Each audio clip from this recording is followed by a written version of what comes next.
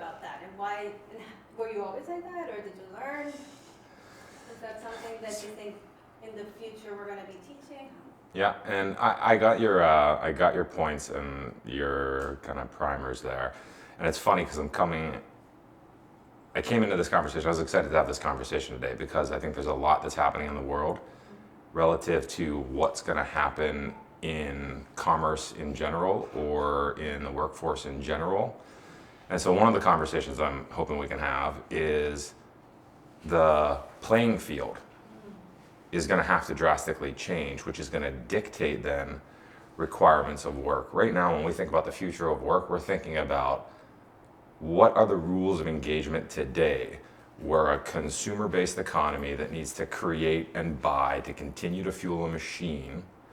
And there are roles that individuals play that can be done in remote ways, which is a great topic of conversation. There's roles that people play in organizations from a leadership and a diversity perspective. Certainly vulnerability being a critical element for any good leader, where they're able to expose themselves, create a space that's safe enough so that others can do that as well, so trust can be formed, which is a critically missing component in a large part of our transactional economy today.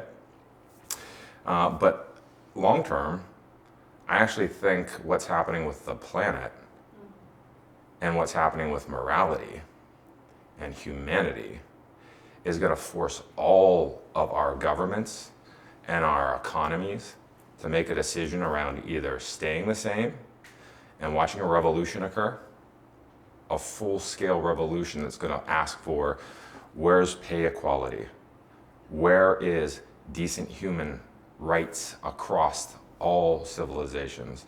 There's going to be a massive outbreak around that. That has to be focused on and discussed, or the alternative, that revolution, the alternative is the new world order is going to be created. And we talked a little bit about this, the assemblage. But I think given where we are in the state of global affairs, we need to start recognizing that we've got one planet with a finite number of resources. And we've created a system largely based on extract, create, sell, there's your economy, right? Use, dispose, wash, rinse, repeat. We know that if we keep that game going, we're going to destroy not the planet's going to destroy humanity. George Carlin, awesome comic, once said on stage, don't go out there with picket signs that say save the planet, save the planet.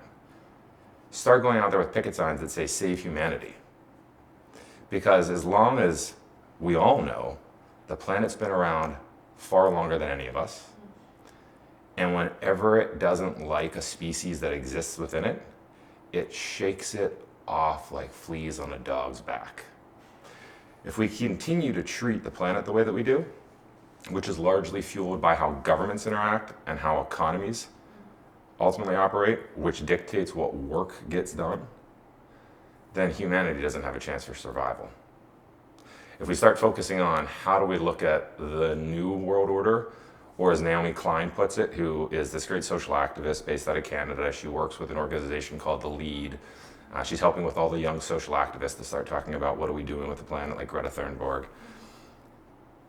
We have to come up with the Green New Deal is the book that she had written and the idea that she had proposed. Is that where the Green New Deal comes from? Yeah. It may have come somewhere else, but when I read her book, I don't remember her citing it anywhere. We need to start looking at how do we operate in accordance and in harmony with the planet, which at the basic fundamental nature of it starts with how do we interact with one another. So go back to your original point on vulnerability and leadership in organizations. Right now, companies are largely set up to be transactional in nature and distrustful, especially to employees. If you think about it for a second, we started off as a society where work meant creating something and providing it because others needed it. I'm a farmer, I've got food, this is my community, I'm going to work my fields so that I can provide the produce. Great. There's an end result. Nobody said, hey, farmer, did you clock in at 8 a.m. or 6 a.m. and did you clock out at 6 p.m.? As we evolved as a society and started to build organizations, we started to create companies that were largely focused on you sell me your time so that I can monitor your output, that I am not very good at managing you as an individual, or the company's not very good at managing the resources of people. So instead of being able to focus on a results-driven outcome, we're focused on, as long as you're at your desk from 8 to 6, then I check the box, because I don't trust that you're going to get the job done. We've started to shift away from that, and we've started to say, okay, we can allow for remote working, and we can allow for these things as long as we continue to see the results, but it's still embedded in a level of, in many organizations, I won't say all, distrust. What do organizations need to do? When you talk about vulnerability and you talk about leadership, organizations are nothing more than people, shared values, and culture. Unfortunately, many of those people are brainwashed to think that the only thing that matters is the bottom line, and the bottom line result, the financial health of the organization, means I can put to the wayside human interactions, how people feel, the experience I provide inside of a company. And when you do that, you automatically begin to create human beings as commodities. Vulnerability plays a role in that it allows people to feel like they can express themselves and be heard, not judged, be accepted. And when you create that environment inside of a company, and you create that culture inside of an organization, you create a place where people want to be, because one of the fundamental needs for people in life is just to be understood, to be within community. We've got our basic needs. Maslow will lay those out for us, but we want to be in community with others that accept us for who we are. And when you're going to clock in 8 hours a day, 5 days a week into a place that doesn't even know you, because it's all based on the transaction and you're a commodity, that doesn't feel very good. And we wonder why we have such high turnover in the workplace. We wonder why people leave jobs with health issues, why mental health issues are on the rise coming from the workplace. So the future of work relative to playing in today's game is to start creating companies that have a heart. Start creating companies that understand the human need, the basic human needs that we all have, and providing a space for community and collaboration. And quite honestly, moving towards work that matters. Automation is a big topic of the future of workforce, and it's often met with a lot of stress. People are very pained by this idea that robots are going to come in and do our jobs. We have to start accepting that the use of technology is a great value add. We can't look at it as us versus them. We have to start looking at how do we embrace and collaborate. What does a workforce look like that automates the things that, quite frankly, we don't want to do? We may not be interested in doing, but getting excited about what does it look like when I have the opportunity to do what I'm passionate about in that same space, because now the culture accepts me, accepts humanity. We're looking at life differently. It's not completely bottom line focused.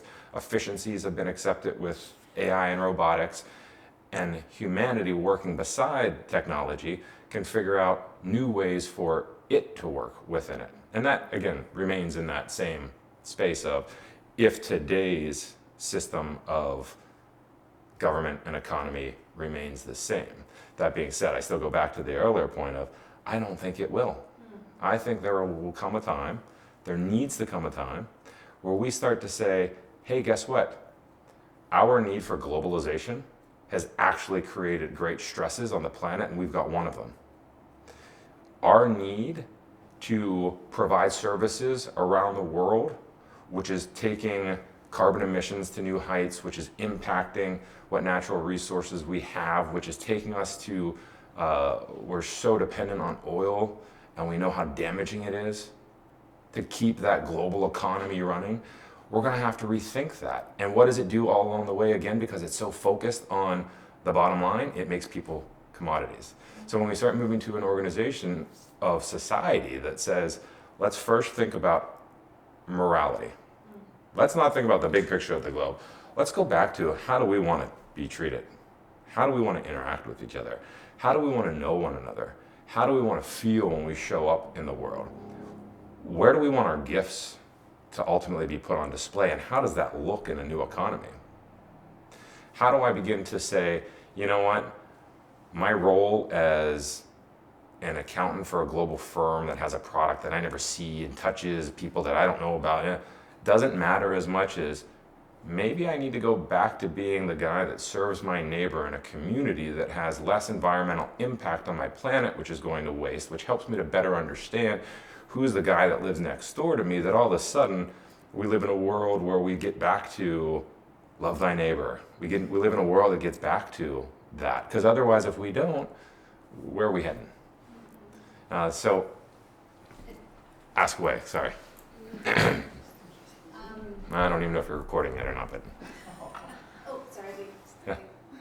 forgot to press record there. The person that we were interviewing right before actually was saying something that leads right into what you're saying. We go to school already thinking about what we're gonna do, who are we gonna be, like, Yeah. what am I gonna do when I grow up? Well, I need to go to school so I can learn, so I can go to the university, and then it's all about what is gonna be financially responsible. Has nothing to do with passions, nothing to do with No. service, nothing to do, it's all very economic driven. Yeah. So how do we get there? Like, how can we, you talked about the government making changes, but what are the forces that are gonna push governments to have that different conversation? When we have a society where lobbyists for industry are 2 or 3 to 1 to any of our elected officials, at least in the United States, that goes to show you who's controlling what's happening in our world. Big business is dictating policy to make sure profit continues to fall into their pockets, all the while the citizens who are represented by those politicians are the workers that are fueling the machines that those big businesses are saying, we're just here to make sure that we've got a better economy so you have a greater quality of life, when all the while we're watching where people's quality of life isn't getting better, where we've got such drastic amounts of resources available to humanity that they're still segregated to the small percentage of the population, and others are living completely distressed, and we're doing nothing about it. So how do we get to that utopian viewpoint, or go back to where we started of saying, Or leveling the playing field? or leveling the playing field, or getting to a place where humanity is engaging with one another again as just humanity? I'm scared to think that the only possibility of getting there is some major catastrophe occurring. Most of the time that we've seen in history that humanity responds is when there is a catastrophe, a cataclysmic event, an occurrence that finally shocks somebody and wakes them up. Because we get comfortable in our day-to-day.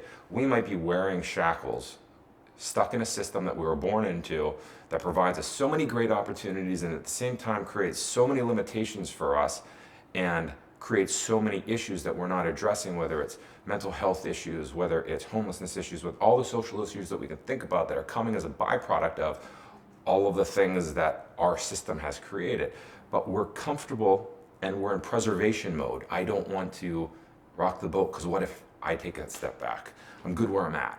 I got enough income to have my apartment. I'm free to have a home. I'm free to have a car. I can do what I need to do. Great. I'm not going to ask for more for fear of losing what I've already got. So we're stuck in this place of comfort amongst the masses, right? And crazy that that's what gives us comfort, right? Yeah. It's like going inward and protecting, building walls. How do we go from a place where workers, we feel like we have to protect and just compromise to a place where we see, if I join with you and you join with him, we are actually more than the 3-2 lobbyists. Sure. Yeah. How does that happen? Because right now, everybody is in their own little, trying to protect themselves and being comfortable. That Mhm. they don't see that. I don't know that I don't know that I have the answer, because the reality is we're a system based on competition. We're a society that was developed based on competition. We're a global entity based on competition, and we've not yet figured out that collaboration is the answer and it's the key for all of humanity. We're stuck in our own self-propelled mindsets of I need more, I need to be more, I need to have power, I need to have money, I need to have things, that I just continue to propel not only the economic engine that it wants you to go buy more, go buy more, go buy more. You're only good enough if you got this and that and this and that, right? That's driving that engine, which is depleting the resources of the planet, which is ultimately killing off humanity in the long run. But we're also on this trip of we forgot what the human experience is about. Why are we here in the first place?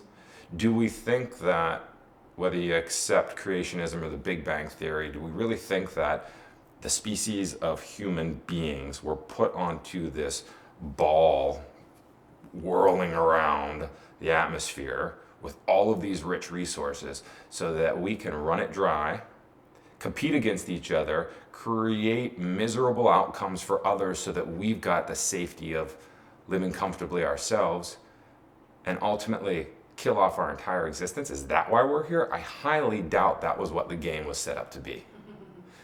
I'm a greater believer that we're here because we're meant to learn the lesson that we haven't probably figured out the other times that we played this game, and that it's here for collaboration. That we actually have an abundance of resources. That if people didn't hoard the resources for their own profit and gain and provided them instead for everybody's well-being, we'd all have a healthier way of life. Those that were in poverty, that were just brought up to what is our average standard of living today, would be contributing members of society and not the trouble that we talk about them being. And suddenly we would have a different productivity in our society. If the resources that were being hoarded by the 1% of the world were being given to the issues that are ultimately plaguing the world, we could overcome so much. How does this go back to impacting work? Suddenly then, we're free from working on the problems of humanity that aren't needed in existing, and we're open to creating greater innovation and focusing ourselves on passions and not having to feel the stress of everyday life that's not necessary because we're stuck in a system that was created that's no longer working. Instead, we can feel freer to go pursue things that otherwise we wouldn't be able to pursue. Again, going back to the same thing in companies where we talk about clock in at 8, clock out at 6 because we don't trust you. In large part, the system is based on that too. I don't trust what humanity is going to become if I, as human, someone, somewhere, some group, decided that they were going to be the great judge and jury for all of us. We need to put people to work. We need to focus energies and efforts so that we can create economies, so we can create societies. And as a result, if they don't have something to do, we will have problems. Those are the same people that are benefiting from the work of all of us. Those are the same folks and the same systems and the same entities that are ultimately making money off the backs of big pharma for the mental health diseases that are existing because we're creating them amongst ourselves and we're pushing drugs as the solution when we know that's not it. Right? Yeah, health has come up in a couple of conversations and in relation to work. And now that you're saying this, it's true that work actually is causing some of these mental illnesses, mental stresses are. Yeah, I was having a conversation with a friend of mine yesterday. He sits on the board of trustees for a university organization talking about mental health for students, and he blew my mind. 1 in 4 students entering college comes with a prescription drug treating depression already. 1 in 4 are coming in with that, symptomatic of a society that has such issues that it's already reaching into our kids' minds when these are supposed to be the most carefree, least problematic, most opportunistic times of their lives. You tell me what kind of workforce we're going to have in the future when 25% of them are already starting off depressed, on drugs, and probably not going to be all that productive, right? And that is just a symptom of the root cause of what's happening in society. You think they got there because Big Pharma pushed drugs directly to them? No, they got there because they literally have home environments where their parents stressed out, mortgage, what am I going to do paycheck to paycheck? Over 50% of the US population right now is 1 to 2 paychecks away from being bankrupt. 1 to 2 paychecks away. We're talking about a time where, again, we've got more money in America than we've ever had, and yet 50% of America's population is 1 to 2 paychecks away from, that's insane. And so when they feel that stress is from their parents in their own home, no wonder why they're having issues. And then what are we doing to address the issues? We're not creating wellness programs because lobbyists are out there pushing for wellness programs. We're creating pharma solutions because lobbyists are doing that. Again, our politicians are controlled by them. And the cycle continues. Because guess what? Big Pharma is big money. And that system is killing humanity too, that element of it. Do you think the whole wellness movement that has been sort of going around for a while Yeah. is actually a real wellness movement, or is it more of this? I think there's a lot of people trying to find the answer. I think a lot of folks are recognizing that this isn't the way. I think it's an attempt to start. I don't know if it's the answer, but certainly we're recognizing that another prescription isn't going to take care of it, and that there's deeper symptomatic issues or deeper root issues that we need to address to ultimately solve for it. I think mindfulness is a practice that we need to get into. It's not taught in our society. It's about output. And so I think there are things that are potentially working, but I don't think there's enough of a focus on it, and it's not being addressed in a large enough way. Because quite frankly, again, in this system, it's just not making enough money, or what parts are, they're being commercialized so quickly that they're being thought of as, well, that's not for me, or that's an elitist activity, or that's just a way to make a buck. It must not work. Okay, so imagine we're in 2030 and Yeah. it's all about humanity. It's all Yeah. about morality. The bottom line is just a side thing that we think about every once in a while. Yeah. What does education look like Phew. in that world? Great question. I often like to start from a place of, if we forgot everything that we knew, if we forgot everything that we knew today, if the rules of engagement as they exist today no longer applied, where would we start? And if you started from that scratch place of that blank canvas, if you will, what would we want our children to know? I'd probably want to start from a place of self-worth. Probably want to start from a place of understanding my own motives, beings, and intentions. I think the best citizens first have an awareness of who they are, even at the youngest age, how their emotions are ultimately informed by their beliefs, and their beliefs are chosen. So what they believe is fundamentally the filter for how they experience the world. Once that belief is triggered, it triggers an emotion. That emotion triggers your action out in the world, and that action is what dictates your results. If you're not showing up in the world the way that you want to, you need to start looking back at your belief system, and you need to start identifying that. And nobody teaches us that. So it's really the beginning of education, in my mind, starts with, how do we give every student an opportunity to look at their own operating system and control it to be the best version of themselves that can exist. Whether they know who Betsy Ross is creating the American flag, or how to add, do some algebraic formula, that's not as important in the long run. In a society where we're moving towards automation, doing all of that, and Google retaining that type of information for us, we can get there. The stuff that we can't have done for us is our own self-control. And we're not taught that in schools. We're not taught to calm our mind. We're not taught to focus our energies. We're not taught to respond versus react. We're not taught to take in what somebody else is saying and not process it from a place of this is offending me or I'm in agreement, but instead, what's going on for them that's their viewpoint. Because when we get to that place, it quickly dissolves competition. I don't want to compete against you. I want to collaborate with you to understand, okay, now I'm actually standing in your shoes and I see the world from your viewpoint. I get your perspective.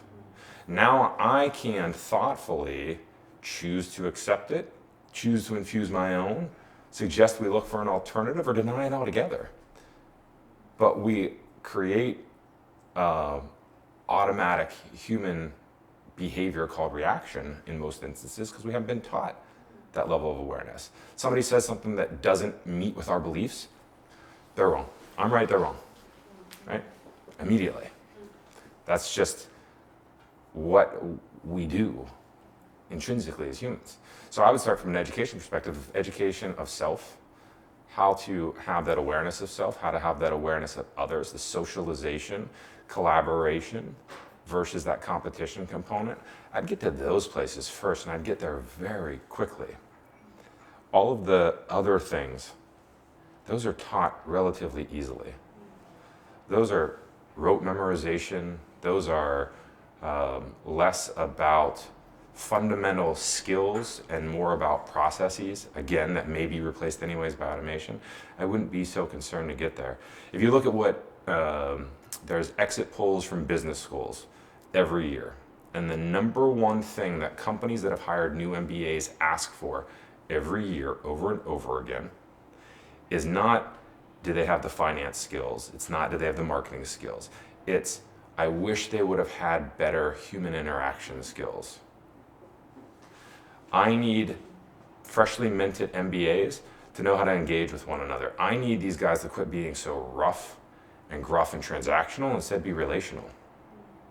Because that's what gets much of anything done, is understanding where another human being comes from and then working with them towards the solution you're hoping to sell or whatever in that instance. Get it. Yeah. You actually mentioned self-worth to me right now. It's starting to click with some of the other conversations we were having. Curiosity was one of the things Yeah. that came up strongly as a skill Yeah. that was going to be for leaders, for just to thrive. But my question was, well, but is curiosity something that you can teach? Like how, I mean, does it exist in that? And thinking about self-worth, maybe you need to, that's the foundation. You can't even be a curious person if you're not. I look at it, I put it in a different bucket because I think curiosity is a great one. What does a baby do when it first learns to crawl? It wants to touch everything. It wants to feel everything. It wants to go explore everything. Curiosity doesn't need to be taught. It's inherently in us already. What needs to be taught is to stop dissuading curiosity. We need to start parenting from a place of and educating from a place of recognition and reward, and not from a place of punishment. Curiosity is often met by parents with, no, don't do that. No, that's not good for you. No, you can't. You know, that gets embedded in a kid's mind long enough. What are they going to do? Not be curious. Because guess what? They've been conditioned to not be curious. When in fact, we need to start embracing some of the things that we've been already born with, and we need to start conditioning and supporting them, and continue to condition and support them. I think if you look at any of the folks with some of the greatest attributes that you might admire, just go back to the environment that they grew up in. I can promise you, chances are that was conditioned in them, or they had the rebellious spirit because it was being turned away that they just wanted to do it more. One of those two scenarios was playing out. But in large part, I think we all are more likely to continue to have an attribute show up for us if it's being rewarded. It's like if you've got a dog and you start to train your dog. You don't train your dog with negative reinforcement. The minute you start doing that, they hide things from you. You train them with positive reinforcement, and you train them to know that even if they make a mistake, you're going to find a solution, and there's going to be a teaching moment in it, but they're not going to be punished for it. We're so quick to punish often that we punish things like curiosity right out of a human being. And yeah, we punish them, that's so true, but we also, that translates into this, what's the word, I want to say patriarchy because I don't want it to be, but it is, like, it feels like I'm going to be punished if I fail. Mm-hmm. Or society's going to punish me if I fail, and therefore I must come across as invincible. I must come across as somebody who always gets it right. And that definitely permeates in the workforce, right? 100%. So, And that's a cultural thing too. If you're not allowed to fail, you'll never take risks, and guess what? The company's not going to innovate. That's the same thing with a personal life. That's the same thing with a government, running a country. You've got to allow for failure. Failure is going to occur. It's also human nature. But we can all tolerate so much failure. There's failure. There's mitigated risk, right? So you look at, and again, we go back to a planet situation, BP. They start drilling underneath the ocean, under the ocean floor. And all the while, to get approval, they're saying, yep, we have the best capping technology. We're not going to have a problem. We're 100% sure. Meanwhile, internal memos are going around saying, well, we've never tested it. We don't actually know. There's not actually any precedent to say that we will or won't be able to turn off a spill if it occurs, or an oil leak if it occurs. But they get approval, and they go out and they start digging into the ocean floor. And guess what? 4 months and some like 4 billion gallons of oil spews into the ocean because they didn't know what they were doing, because there wasn't a level of risk, mitigated risk in that situation. Instead, we were just hubris. It was just, I can do it. It'll be fine. And it creates great ecological issues for us. well, in a world where we have come to our senses and regulations have been passed and we stop the craziness that's happening to our environment, what does that look like in terms of the things that we do, the places where we work, how, like right now we're flying to places for meetings, Yeah. What does that look like? Well, I think that's one of the places where technology can provide us, the adoption of technology can provide us a great opportunity to lessen that impact, to help us continue to do the work that we do in a more efficient way, a more effective way, and a more environmentally friendly way. I mean, just the flying as an example. Fly from here to Chicago, you're going to drop nearly a ton of carbon emissions as an individual on that plane. Now you think about in the grand scheme of things, how many planes are flying through the air every day unnecessarily with people that are going to places that they don't need to, which is a luxury that we've afforded ourselves, which is fantastic that we have that technology. But what can we do to reduce that impact? In the same way that because we're so focused on scaling so that we can make profit, we reach everywhere. No longer is it enough to serve your local community. If we scaled back, if the Amazons of the world didn't exist, and I love Amazon, I'm addicted to them, don't get me wrong.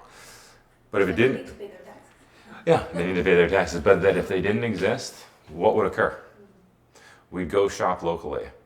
We'd have less environmental impact. We'd probably become less of a consumer because it wouldn't be as easy, thus less waste, thus less manufacturing, oil use, production of things that aren't needed, and ultimately impact to the earth, which again leads us down to a pretty desperate path in the long run. The future of work, the future of humanity comes from a place where we begin to serve one another at our basic needs, and we do so locally in a way that ultimately sets us up for success in the long run. It's not where we are today. No. I have a question about the role of media, because we haven't really talked about that in any of the other conversations, but I feel like we talk about lobbyists, we talk about money influencing government, but the role of media in any industry Yeah. is something that people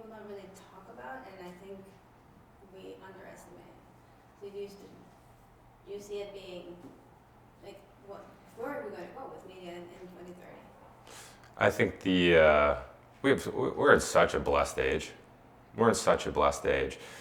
30 years ago, we didn't have access to information the way that we do today. And while I don't think that everybody's taking advantage of it fully, in 30 years from now, I can only imagine how people will be processing information and the speed at which they'll be consuming things. Media plays a great role in that because ultimately they do a couple of things. They get to put the content into a form that's most easily accessible and digested by the consumer. And they get to choose what's being consumed, thus what is influencing people. Doesn't that give them too much power? I think it gives them a level of discretion, a level of power, but I also think it comes back to the individual and their choice. We can't be treated like kindergartners. We can't be treated like we don't know any better. We're choosing to consume Instagram feeds of garbage. We're choosing to consume websites that don't provide us with content or information that we know is relevant. That's our choice. We're not being educated perhaps on the use of that information. Maybe we need to do a better job in deciphering what's valid media versus invalid media, doing a better job of playing that role for one another. But ultimately, I don't think we can ever stop what media chooses to put out there. Again, the unfortunate part will be those that have the money to produce the media will be the ones that win the information war. How do we make sure that production and distribution of information that's relevant is also accessible to those that might not have the funds and the needs to do it, so that we can have the holistic picture? Because at the end of the day, I think, again, with competition collaboration, there also comes down to choice. We can sit here and understand all the perspectives. Everybody in this room can have a different perspective on something. You can choose to stay very much in your lane and say, my perspective is the right perspective, and that's all there is to it. That's about as competition as you get. Or you can go to a place of collaborating, at least on ideas, and say, okay, I'm going to hear everything, and maybe one thing's going to influence me a different way, and another thing's going to influence me in a different way. And the beauty of being a human being is I get to choose which of those, if any of those, works for me. But if you've not actually had that type of conditioning, if you've not grown up or been educated in that space to be able to do that, then you're going to ultimately continue to stay in that singular lane with that singular path, that singular thought process filtered by those beliefs. And the media that you choose to let in is the one that's going to continuously inform you. I'm a Fox News watcher, so I'm going to be a Republican. I'm going to be over here on CNN, so I'm going to be a Democrat. Well, how about the folks that are in the middle that are watching other media outlets that are providing news, or watching both? And from there saying, I'm just going to make a choice on what's right. Even those two party designations, right? Republican and Democrat, at the end of the day, you're choosing to align yourself with a two-party system that is constructed for us, by us, but well before any of us were around. But I can promise you, there's not a person out there that 100% agrees with any one party's individual policy or platform issues. And if you looked at it, they're a mix. So why are we still so attached to those labels?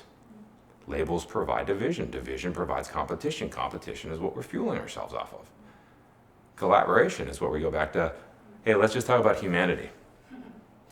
Who's the best candidate for humanity, for helping us to solve our issues with existing, for helping us to solve how we come together and create a better way of living, a way of being that's going to be least disruptive, but dismantles the things that might be labeled patriarchal or might be labeled anything that doesn't serve us anymore. And how do we start doing that so that we can all benefit? And how do we start lifting up some people that haven't been lifted up before, because quite honestly, we forgot about them, because they're not part of the machine, because they don't work. You know, we got a guy around the corner here, big beard, large guy, wears overalls. His name's Jackson. Homeless guy. A little bit crazy. His saying, not mine. Talked to him a couple of times.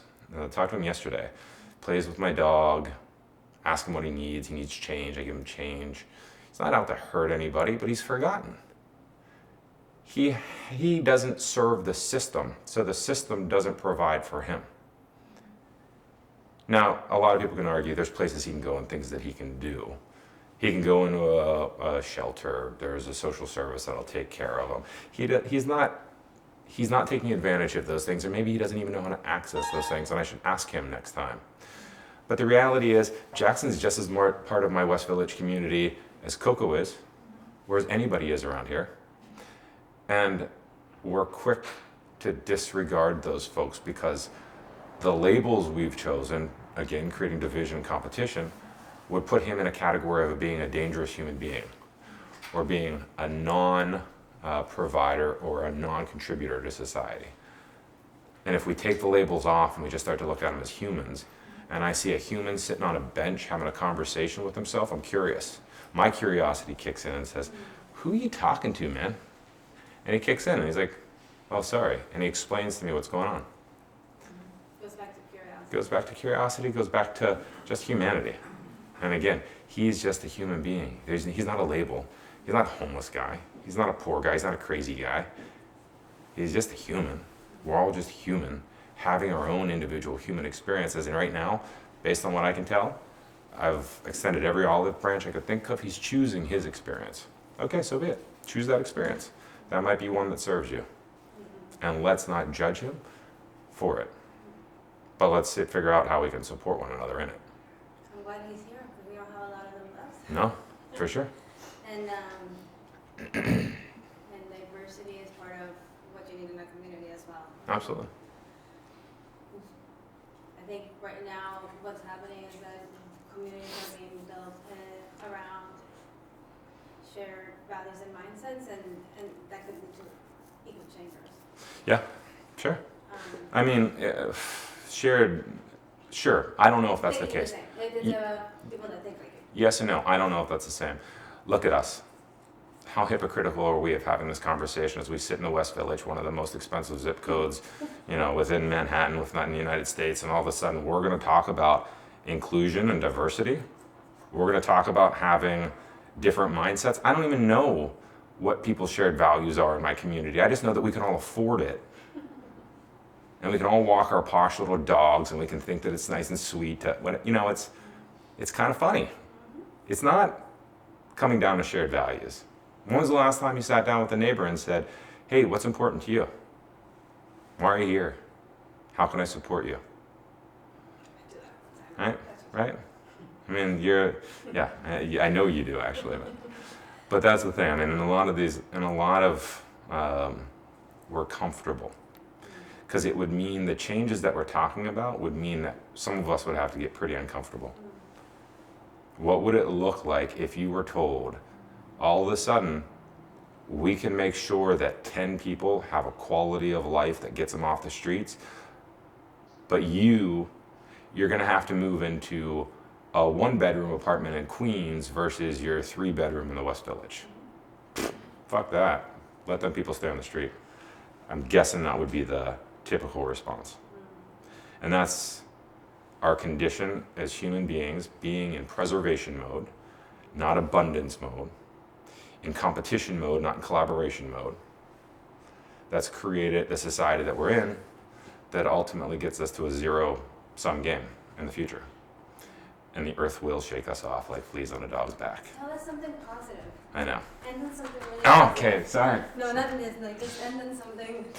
I have a lot of faith in this younger generation that's coming up. And quite honestly, when we've got the Greta Thunbergs of the world that are social activists that are coming out and saying, look, I'm going to go sit on the Capitol steps instead of going to school so that I can silently protest as a under teenager at the time. And I'm not going to buy new clothes because I understand that if I think about the consumer cycle that we're in, it takes natural resources that are depleting the planet to create things that we don't need that we're going to throw away anyways. I'm going to start to be the solution, and I'm going to convince my parents to not fly anymore because the carbon emission impact is killing the earth. And I'm going to then organize thousands of students to come out and say, you, government, you, adults, are doing us a disservice because you're killing our planet and you're doing nothing about it. Those are the ones that I have faith in, but I don't want us to let them stand alone. There's no future workforce when they're not even going to play in the current state, in the current game. They're going to go create their own game, and they're going to have a hell of a lot more success, and we should be standing there with them, we should be supporting them, and we should be hopefully every step of the way behind them and watching a new world order come of it in collaboration. That's about as good as I got. No, Sorry. Thank you so much. Yeah. Oh, sorry. Hi. Hope that works. Um, Maybe cut a thing or two. I have a question for you. Yeah. You were talking a lot about do you mind if we just have like a humanity, Yeah. but humanity is about different cultures, Different different Cultures. countries, What? etc. self-imposed labels. Self-imposed labels. Sorry? Yeah, no, you're good. right behind us. Self-imposed labels. Man decided to create borders. Humanity decided to create names. We decided to create divisive labels that we can also undo. I support individual cultures. I love the concept of not nationalism as we see it play out, but unique cultures continuing to still be embedded and existing. Not cultures that reject other cultures. But one of my favorite places to go is Japan. Why? Because when you land there, you actually feel like you're in a different world. Why? Because they've been able to maintain their culture. How it looks, how it feels, how they interact with one another, and I think that's beautiful. You're talking about Japan? Yeah. Yeah, but Japan is an island. Is what? An island. An island. Yeah. Japan's an island. So it's different. Why is it different? It's like England, for example. I mean, I So think is- Japanese or English people, they're quite different from continental people. Well, that's your choice to believe that. Of course, That's your choice to believe that. Yeah, yeah. Yeah. So Because so they're- this is my question, because we're talking about humanity. Yeah. Well, we're just having a discussion. Yeah. I think that you're talking about, because we are European, so I'm not totally, well, I'm Vietnamese and I was born in Europe. And so I think that I'm not totally in line with what you're saying, because at the end of the day, humanity, of course, this is about, when you're talking, you have a very interesting idea, which is the education of self, Self-worth. education No. of self, which is a really interesting concept. But humanity is about different culture, different traditions, a history, a human history. So do you really think that one day, with the education of self, we will live in the same humanity? Cultural history doesn't become yeah. Cultural history doesn't become irrelevant when you start to talk about self-awareness. It becomes a choice of participation in it. When you start to understand the history that you're born into, I'm American because I happened to show up at a time in a place that was within the borders of America. If you talk to me about the cultural history and relevance of America and colonialism and what it took to create America, and I had the choice, would that be what I stand for? No. I love the United States of America for the opportunities it provides me, but I'm not proud of the United States of America and what had to happen the way that it occurred in a lot of places. And I shouldn't say had to happen, but did happen, that colonialism took over, that the British came in, that they set up the New England states, that suddenly we started to prosper and take over this new world, but we were kicking out the Native Americans. We were killing off the people that were already here because we wanted control. It was competition and we were taking over this place. And then that bit them in the ass because they said, why are we going to go ahead and let this queen sitting over there on an island across the ocean tell us what we have to do? This is our land now. We fought for it. We want to be able to control it. And the only model they knew to replicate, much like we as individuals only replicate the model that our parents provide to us, is the one that was provided to them. So they created yet another monarchy, but slightly changed it so that a group of men could be in control, which continues to exist today. That history, if I was given the opportunity the day that I was born to understand it, I wouldn't be able to comprehend it. But as I sit here today, I'm not proud of that. And I don't call myself an American for those reasons. I call myself an American for the passport that I hold, the place that I currently am, and the values that I share with the country that is today. But before that, I call myself a humanitarian. I've lived in 60 different countries around the world. There's not one that I haven't gone into that I haven't been accepted. That is just fact. I have felt ultimately welcome. Has there been resistance? Sure. Even my favorite place to go is Japan. You walk up to a bar at midnight with white skin, literally the sign you get, they don't want you in. There's a racism that fuels some of that place, but that exists everywhere in the world.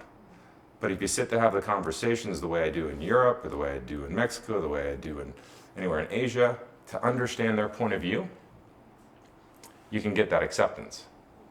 You can create that space that says, you know what? Let's drop the issue of you're Vietnamese and I'm American. And I went to Vietnam thinking to myself, holy heck, my uncle fought in the war that created a mess of this place. Not known as the Vietnamese War, or the Vietnam War, known as the American War over there. And my mindset, because of what I was raised in the US to think, was that I'm going to show up here at the ripe old age of 26, and these people are going to hate me. Number one, the majority of the population wasn't even alive for that war. That's how young the country is. Number two, they embraced me. They embraced all of us. I was with 30 Americans. They embraced all of it. There wasn't a sediment of hate, or if there was, it wasn't being shown to us publicly. There was an acceptance, a gratitude, you know? And I love seeing that. And I think that's what we need to be showing to more of the world. Goes back to your earlier question about what's it going to take to create the change. Look what's happening in Australia right now. People are paying attention. Why? Because a catastrophe is occurring. That entire country is on fire. Just because I raise an American flag doesn't mean that that's still not my home. Doesn't mean that that culture hasn't impacted me. Doesn't mean that I shouldn't help in some way that I can. So I make donations there. And I talk to the locals that I'm still friends with there. And if I could be there making a difference, I would. And more of us should think that way, I'd hope. So I don't know if that... No? You're very proud Vietnamese European. And we would sit and have a dialogue, and I would understand why. Thank you. Thank you very much. Yeah? Thank you. Thank you.